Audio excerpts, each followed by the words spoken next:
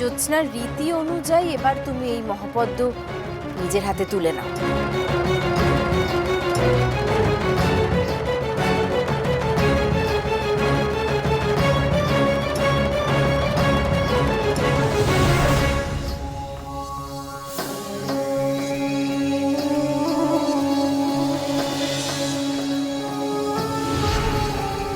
সবই প্রভুর ইচ্ছে। সময় এসে গেছে।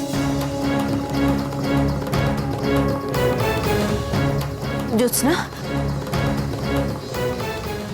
ওই পদ্ম ফুল এবার আমার হাতে তুলে দাও, এসো।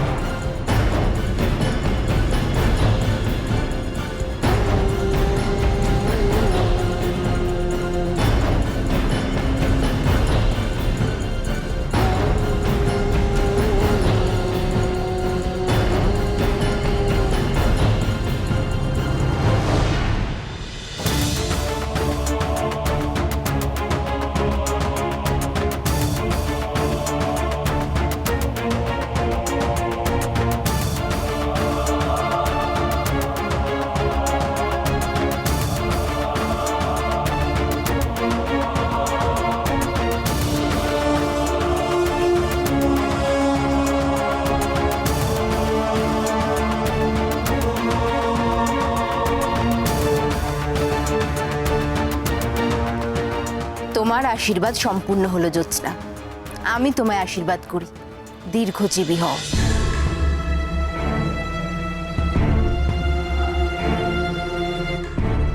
ধন্য তুমি কামিনী, যাকে নিজের হাতে মারবে বলে আনলে তাকেই আবার নিজের হাতে দীর্ঘায়ু হওয়ার আশীর্বাদ করছো। কিন্তু এবার কি করতে হবে? এবারই তো সেই সময় যখন তোমার সঙ্গে কাঞ্চনের মিলন হবে।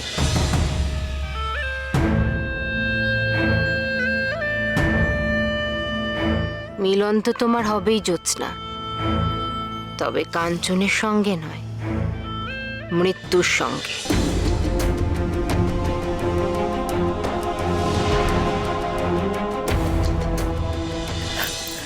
রাজকুমার, আপনি আপনি সত্যি বলছেন?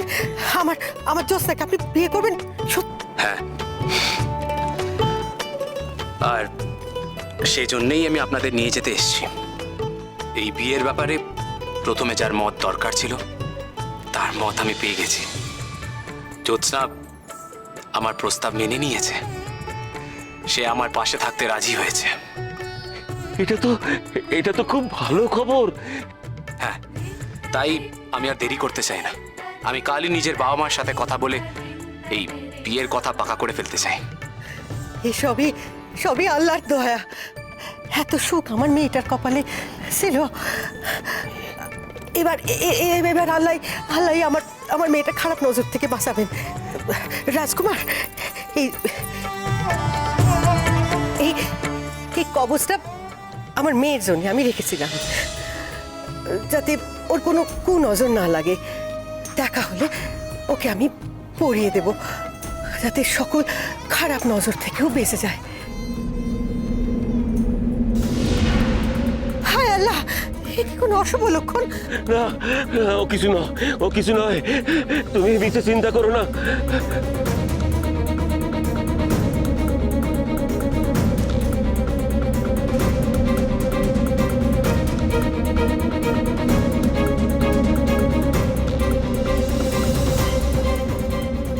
জ্যোৎস্নার দেওয়া ফুল তো নষ্ট হয়ে গেল, এখন আবার এই অসময়ের ঝড়। এসব কি কোনো খারাপ ইঙ্গিত দিচ্ছে?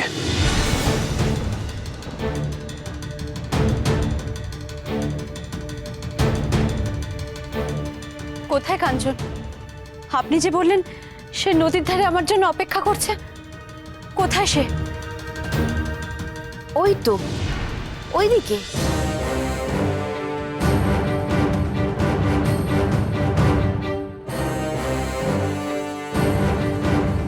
কাঞ্চন!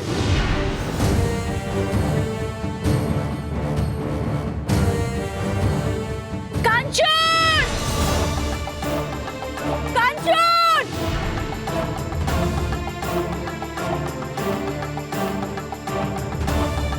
কোথায় তুমি? কাঞ্চন!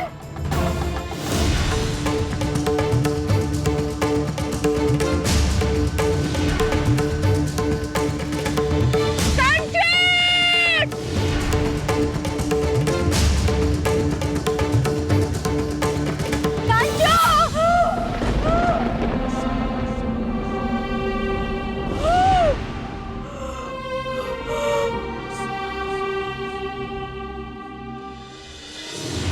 ঘুমের দেশে চাঁদের বাড়ি পাহারা দেয় কারা?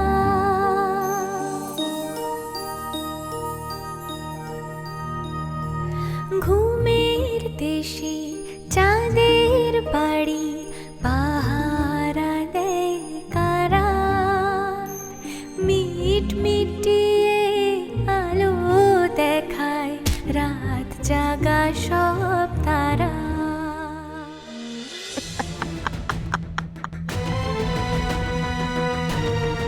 শেষ, সব শেষ।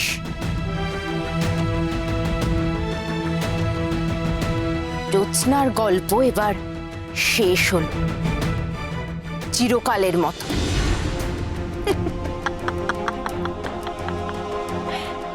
বিজয়নগর রাজ্যে এবার থেকে কামিনীর রাজত্ব শুরু হবে, অন্ধকারের রাজত্ব। মহাপদ্মের শক্তিতে আমি এখন অপরাজেয়। এই জগতের কেউ আমায় আটকাতে পারবে না, কেউ না। কামিনী এরপর কি করতে চলেছে?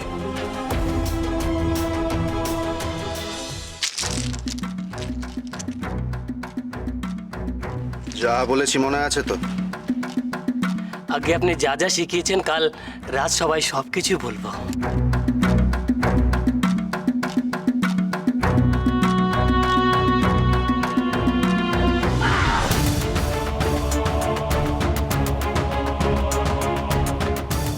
আমি কি কিছু ভুল বললাম? না, তোমায় দেখে যাতে কেউ ভুল না বোঝে তারই ব্যবস্থা করলাম। তোমায় দেখে যাতে সবাই ভাবে যে চাঁদ বেঁধে তোমাকে মেরে কুলদেবতার গয়না চুরি করে পালিয়েছে, তারই ব্যবস্থা করলাম। বুঝলে? এবার যাও।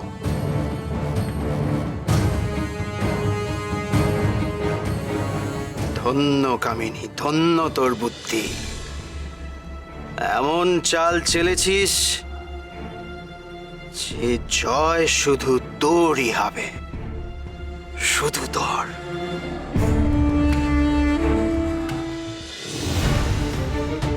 রাজকুমার কাঞ্চন রাজসভায় প্রবেশ করছেন।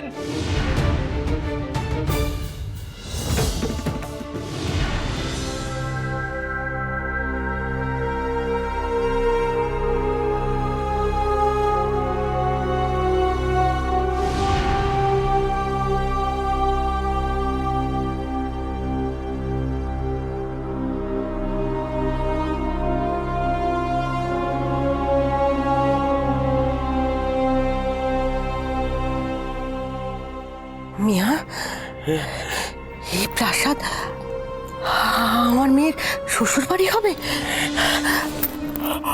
আমি তো স্বপ্নেও ভাবতে পারছি না গো। তুমি না ভাবলে কি হবে? আমাদের মেয়ে তো এই স্বপ্নটাই দেখেছিল গো।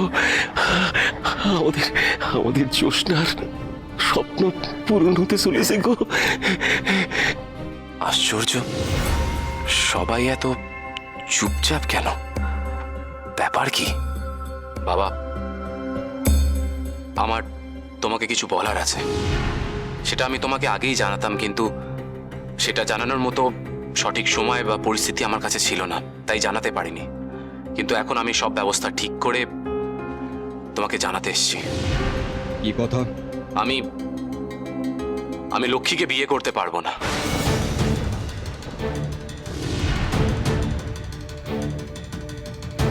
কাঞ্চন, হ্যাঁ মা, দেখো লক্ষ্মী খুব ভালো মেয়ে, কিন্তু আমি লক্ষ্মীকে নয়, অন্য কাউকে ভালোবাসি। আর তাকে ছাড়া আমার পক্ষে অন্য কাউকে বিয়ে করা সম্ভব নয়।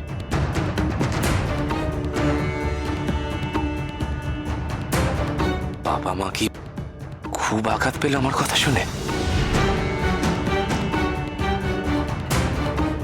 মা, বাবা, আমি এই কথাগুলো মন্ত্রীপত্নীর সাথে আগে আলোচনা করেছি, উনি সবটাই জানেন।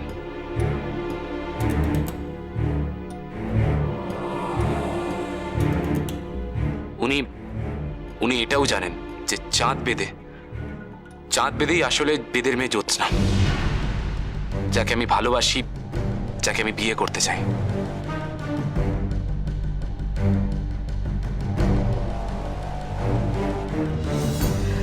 হোমিয়া, সবাই এত চুপচাপ কেন?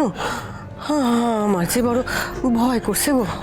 আমি জানি আমি আপনাদের কাছে সত্য গোপন করেছি, কিন্তু তাছাড়া আমার কাছে অন্য কোনো উপায় ছিল না।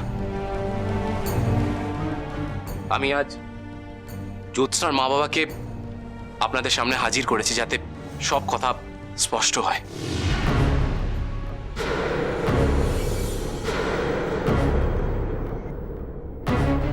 তোমার যা বলার সেটা আমি শুনেছি, এবার আমার যেটা করার সেটা আমি করব। সৈন্যগণ, সৈন্যগণ,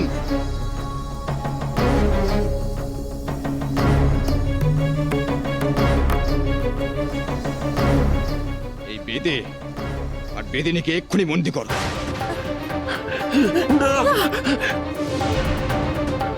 এদের মেয়ে রাজদ্রোহী।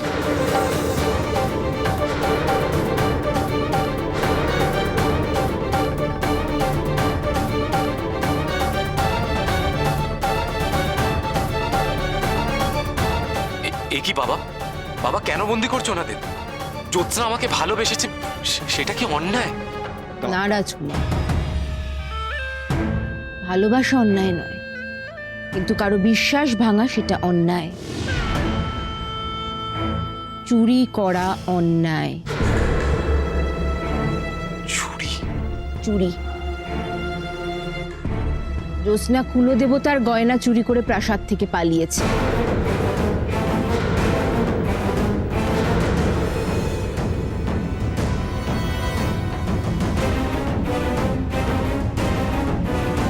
আমি তোমায় বিশ্বাস করে এত বড় দায়িত্ব নিয়েছিলাম, এখন মহারাজ আর রানীমার কাছে আমার কি মুখ রয়ে গেল বলতে পারো? না কামিনী, ভুলটা তোমার না, ভুলটা আমাদের। আমরাই হয়তো কাঞ্চনকে ঠিকভাবে বড় করে তুলতে পারিনি। মা, কাঞ্চন, তুমি এই বিজয়নগর সাম্রাজ্যের রাজকুমার, এই সাম্রাজ্যের ভাবী রাজা। তুমি কি করে এই রাজ্যের এত বড় ক্ষতি করতে পারলে? আমি ভাবতেই পারছি না কাঞ্চন। দেখুন, কোথাও একটা ভুল হচ্ছে। জ্যোৎস্না এসব কাজ করতে পারে না। ব্যাস, অনেক হয়েছে। এবার নিজের চোখে দেখো জ্যোৎস্না কি করতে পারে। প্রহরী,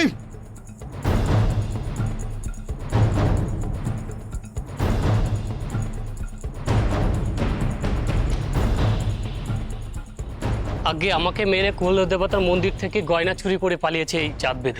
মিথ্যে, সব মিথ্যে। আমাদের মেয়ে চুরি করতে পারে না। পারে না, জ্যোৎস্না চুরি করতে পারে না। আপনারা বিশ্বাস করুন। একদম চুপ। তোমাদের মেয়ে প্রথমে মিথ্যে পরিচয় দিয়ে আমাদেরকে বোকা বানিয়েছে, তারপর সেই পরিচয় যখন সবার সামনে এসে গেছে তখন তার আসল রূপ খুলেছে। জনগণ, নিয়ে যাও এদেরকে। না মহারাজ, মহারাজ, এটা মিথ্যে। আমাদের মেয়ে চুরি করতে পারে না মহারাজ, রাজপুত্র, এটা মিথ্যে।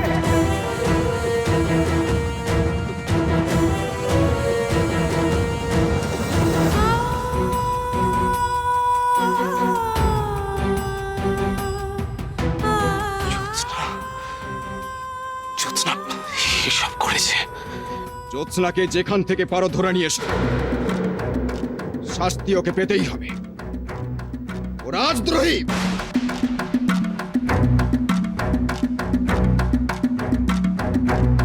জ্যোৎস্নার আর আপনার হাতে শাস্তি পাওয়া হলো না মহারাজ।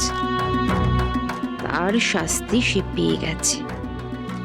এখন সে অনেক দূরে চলে গেছে মহারাজ, যেখান থেকে ফিরে আসা আর সম্ভব নয়।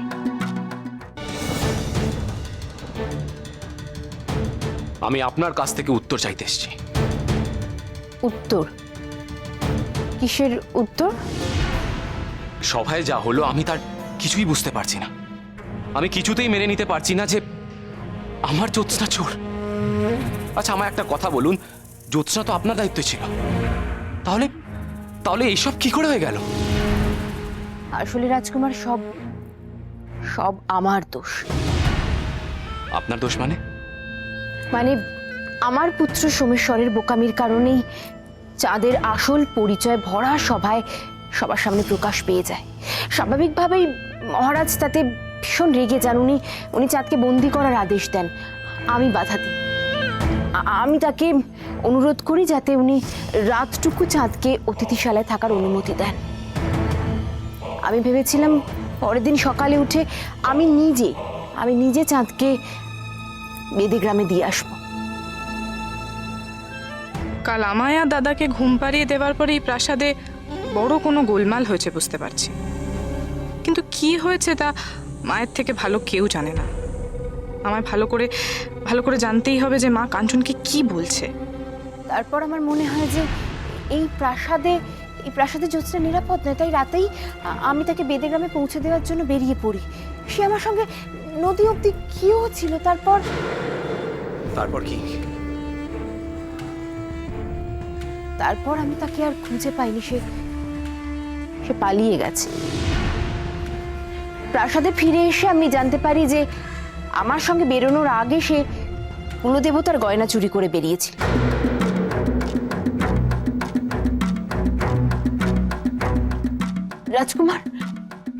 রাজকুমার, আমি সত্যি জ্যোৎস্নাকে একেবারে অন্য রকম ভেবেছিলাম, কিন্তু এখন দেখছি সবাই যা বলছে সেটাই ঠিক। কি বলছে সবাই? সবাই বলছে সে নাকি তোমার সম্পত্তির জন্য তোমায় বিয়ে করতে চেয়েছিল।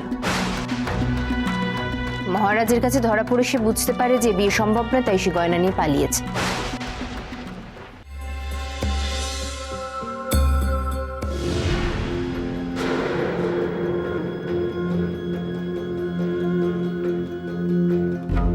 দেখুন, কে একজন পড়ে আছে। চলুন আমরা গিয়ে উদ্ধার করি।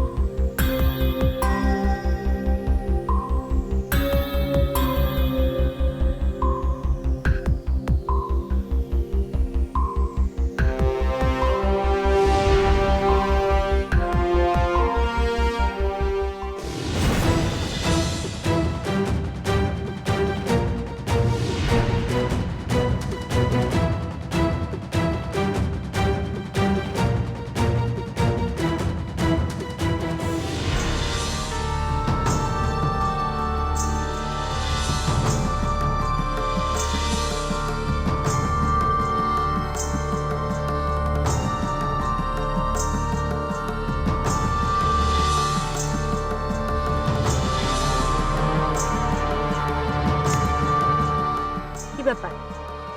ঘুম নেই চোখে? আমার হ্যাঁ আছে তো, কেউ গান করে ঘুম পাড়িয়ে দিলে আছে, নাহলে নেই।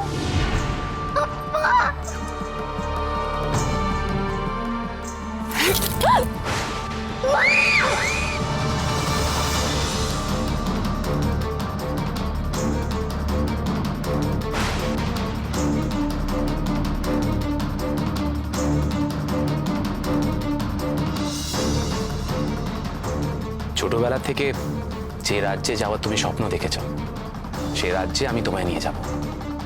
তোমার স্বপ্ন আমি পূরণ করব। সত্যি সত্যি বলছেন আপনি? তুমি কি সারা জীবন এইভাবে আমার প্রিয় বন্ধু হয়ে থাকবে? আমায় বিয়ে করবে জ্যোৎস্না?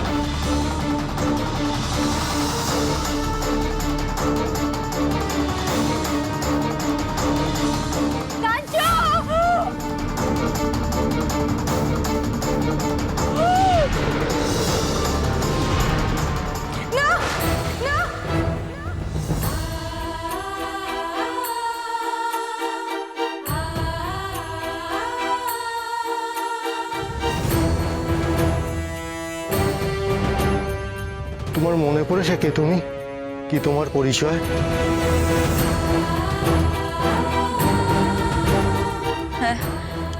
হ্যাঁ আমার মনে পড়েছে, আমার সব মনে পড়েছে। আমি আমি সেনাপতি রণজয় আর পদ্মিনীর মেয়ে উর্মি। আমি আবার বেদের মেয়ে জ্যোৎস্না। মন্ত্রীপত্নী কামিনী আমাকে। জানি মা, তোমার জন্ম মুহূর্ত থেকে অশুভ ছায়া হয়ে সেই তোমার জীবনে একের পর এক বিপদ এনেছে। ছোটবেলায় এক আঘাতে তোমার স্মৃতি কেড়ে নিয়েছিল, আজ আবার এক অন্য আঘাতে তোমার স্মৃতি ফিরে এসেছে। তোমার স্মৃতিশক্তি ফিরেছে, এটা খুব ভালো ব্যাপার মা। কিন্তু যে সময় ফিরেছে সেটা যে বড় কঠিন সময় মা। কামিনী তোমার হাত থেকে মহাপদ্ম নিয়ে এখন অসীম ক্ষমতা পেয়েছে। তাকে না আটকাতে পারলে সমূহ বিপদ। হ্যাঁ হ্যাঁ, তাকে যেভাবে হোক আটকাতে হবে সন্ন্যাসী ঠাকুর। না হলে সে এত দিন ধরে যে এত অন্যায় করেছে তার শাস্তি সে পাবে কি করে? আমাকে বলুন সন্ন্যাসী ঠাকুর, আমাকে বলুন আমি তাকে কিভাবে আটকাবো? এখনই উত্তেজিত হয়ে কোনো উপায় পাওয়া যাবে না মা। তাহলে আগে তোমায় জানতে হবে কামিনীর উদ্দেশ্য কি, তার শক্তি বা কতটুকু। তবেই তুমি তাকে পরাজিত করার উপায় পাবে। কিন্তু কিন্তু এসব আমি জানবো কি করে? সব উত্তর আমাদের কাছে নেই মা, কিন্তু আমাদের প্রধান সন্ন্যাসীর কাছে আমি তোমায় নিয়ে যাব। তিনিই তোমাকে আলো দেখাতে পারেন। বেশ, তবে আমাকে তার কাছেই নিয়ে চলুন।